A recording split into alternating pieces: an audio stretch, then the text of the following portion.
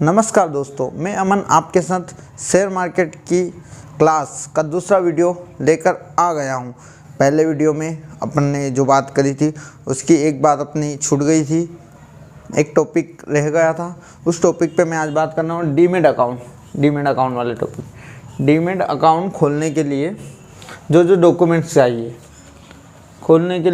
Documents चाहिए, वह है आधार कार्ड, पैन कार्ड। दूसरा डॉक्यूमेंट है पैन कार्ड। आधार कार्ड के बाद दूसरा डॉक्यूमेंट पैन कार्ड। तीसरा डॉक्यूमेंट है बैंक अकाउंट। आपका किसी भी बैंक में अकाउंट होना चाहिए, भले वो SBI में हो, स्टेट बैंक ऑफ इंडिया में हो, बैंक ऑफ बड़ौदा में हो, HDFC बैंक में हो, किसी भी बैंक में, प्राइवेट हो, निजी हो, सरकारी हो, किसी भी बैंक में आपका अकाउंट होना चाहिए। और इस चौथा पॉइंट जो है आपका Aadhaar card, PAN card, bank account के अलावा आपका चौथा पॉइंट है जो होना चाहिए उसमें कैंसल चेक बुक होनी चाहिए और उसका कैंसल चेक भी लगे। ये चार बहुत मोस्ट इम्पोर्टेंट है जो चाहिए। ऐसे तो बहुत सारी चीज़ें आपको बताएंगे, ये चाहिए, वो चाहिए, सैलरी स्लिप चाहिए, पैन कार्ड, ड्राइविंग लाइसेंस, ऐसा वैसा।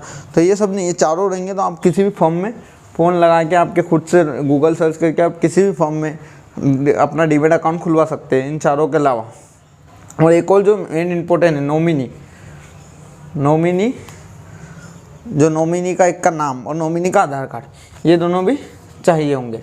और इसके अलावा अपना मेन टॉपिक जो दूसरी क्लास है अपनी शेयर मार्केट की दूसरी क्लास, ये सेकेंड क्लास की अब मेन इस टॉपिक पे आता है। अब आज अपन बात करेंगे शेयर मार्केट की दूसरी क्लास में जो अपना मेन टॉपिक है कि कितने तरह के मार्केट होते हैं। अमूमन तीन प्रकार के मार्केट होते हैं। तीन प्रकार के, एक होता है कैश मार्केट, कैश और इक्विटी मार्केट, पहला वाला है ना।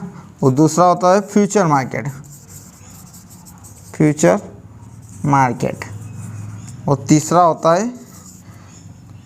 होता है ऑप्शन मार्केट। अभी तो अपन कमोडिटी और इनके बारे में, वो भी मार्केट ही होते हैं उनके, ऑप्शन मार्केट, उनके बारे में तो अपन बाद में बात करेंगे। वो अभी मैं आपको ये तीन ही मार्केट के बारे में बताऊँ। तीन में से एक जो इक्विटी मार्केट है उसके बारे में बात करने वाला हूँ आपके साथ। इक्विटी मार्केट क्या है, क्या नहीं है, कैसे काम करता है, कैसे नहीं काम करता है।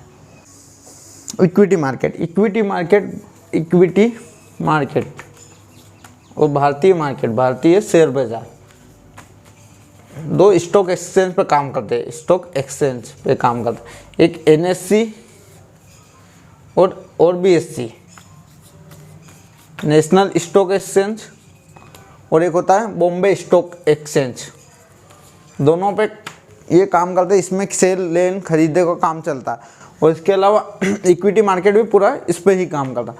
और इक्विटी मार्केट में कुल कंपनियां लिस्टेड है 1900 कुल कंपनियां लिस्टेड है, कुल लिस्टेड कंपनियां 1900। और इक्विटी मार्केट में फ़ायदा ये है कि अपने को लोट में काम नहीं करना पड़ता।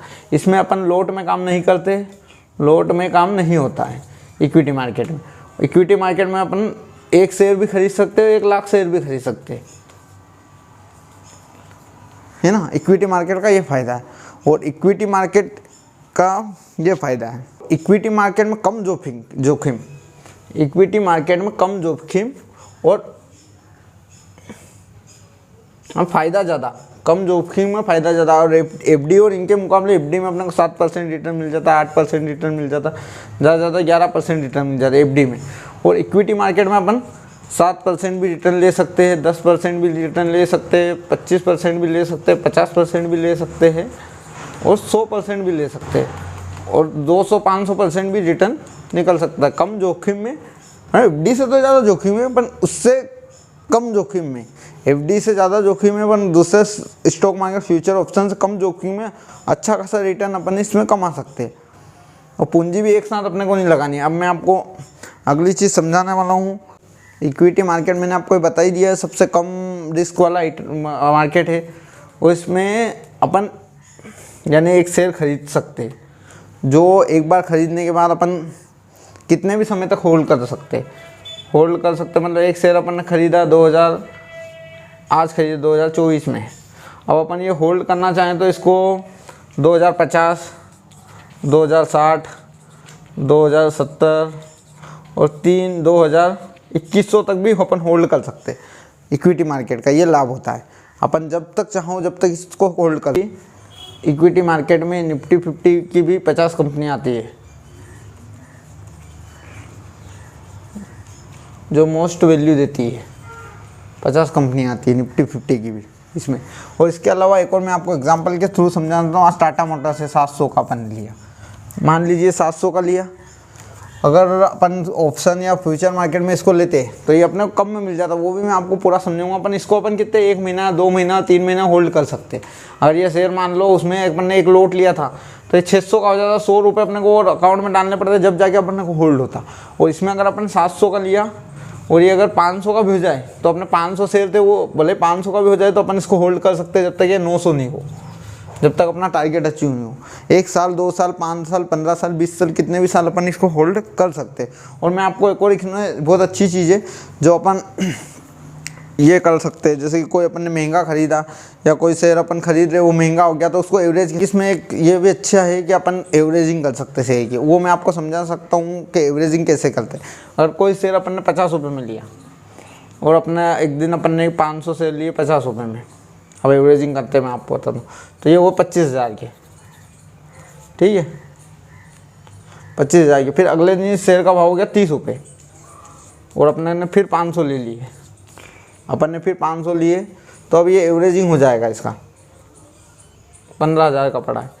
तो एक शेयर अपने को ये पड़ेगा कम से कम 40,000। एक शेयर अपने को पड़ेगा 40 रुपये का।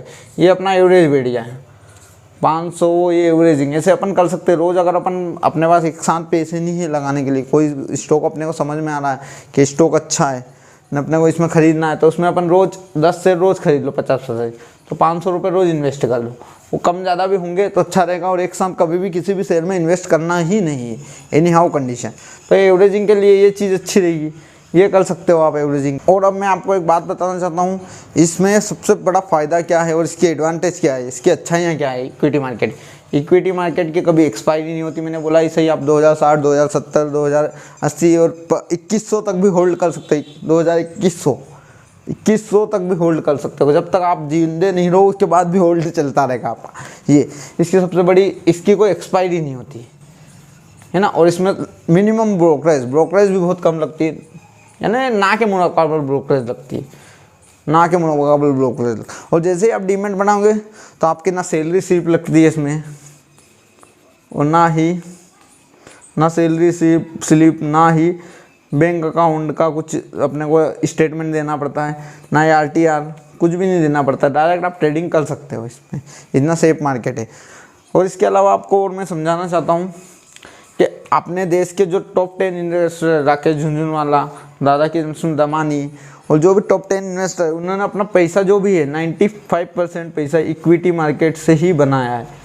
और आप भी अगर जाके शेयर मार्केट से अगर करोड़पति बनना चाहते हो, कुछ भी करना चाहते हो, कुछ भी बनाना चाहते हो, तो मैं 100% आपको लिख के दे दूंगा। अगर आप फ्यूचर ऑप्शन और इनके चक्कर में पड़ोगे तो आप कभी नहीं पड़ा। अगर आप इक्विटी मार्केट पे ही पूरा फोकस करोगे तो आपका पैसा 100% बन सकता है।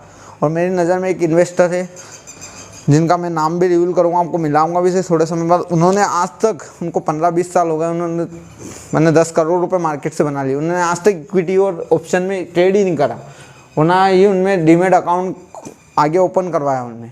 सिर्फ वो इक्विटी में ही इन्वेस्ट करते हैं। और आज इक्विटी से उनके पास बहुत सारा पैसा, उन्होंने अपना नाम कमाया, पैसा कमाया, सब कमाया।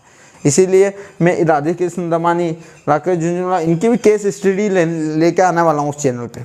इन्होंने अपनी इन्वेस्टमेंट जर्नी कैसे शुरू की, कैसे क्या आगे बढ़े, कैसे क्या इन्वेस्टमेंट किया, और आपकी भी, आपको इन्वेस्टमेंट कैसे करना। अगर आपकी 10,000 रुपये सैलरी है तो आपको इन्वेस्टमेंट कैसे करना, आपकी 5,000 रुपये सैलरी है तो आपको इन्वेस्टमेंट कैसे करना, और आपकी अगर 1 लाख रुपये सैलरी है तो आपको इन्वेस्टमेंट कैसे करना। ये सब भी टॉपिक मैं आपके साथ क्लियर करने वाला हूँ और हर चीज़ आपको बताने वाला हूँ। इससे जुड़े हुए कुछ भी, इक्विटी से कुछ भी जुड़े हुए डाउट हो तो आप मुझे कमेंट कीजिएगा और मुझे बताइएगा। और प्लीज़ आपका प्यार और आशीर्वाद बना रहे, और मेरे को भी लगे हाँ आप प्यार और आशीर्वाद दे रहे हो, इसीलिए मेरे चैनल को लाइक और सब्सक्राइब जरूर कीजिएगा। Thank you so much. मिलते हैं अब अगले वीडियो के साथ।